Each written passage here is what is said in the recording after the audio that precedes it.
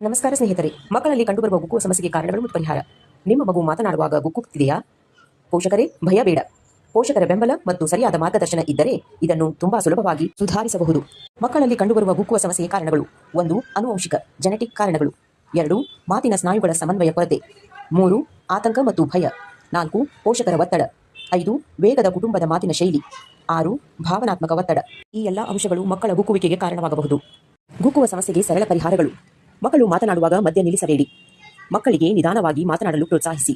ಉಸಿರನ್ನು ನಿಯಂತ್ರಿಸುವ ಅಭ್ಯಾಸ ಮಾಡಿಸಿ. ಉಸಿರನ್ನು ಬಿಡುವಾಗ ಮಾತನಾಡುವುದು, ಸಡಿಲ ದವಡೆ ವ್ಯಾಯಾಮ, ನಿಮ್ಮ ಪ್ರೀತಿ ಮತ್ತು ಸಹನೆ ಇರಲಿ, ಕನ್ನಡಿಯ ಚಿಕಿತ್ಸೆ, ಮಿರರ್ ಥೆರಪಿ ಮತ್ತು ಹಾಡುವ ಚಿಕಿತ್ಸೆ, ಸಿಂಗಿಂಗ್ ಥೆರಪಿ. ಈ ಸರಳ ಪರಿಹಾರಗಳು ಮಗುವಿನ ಗುಕ್ಕುವಿನ ಸಮಸ್ಯೆಯನ್ನು ಪರಿಹರಿಸಬಲ್ಲವು.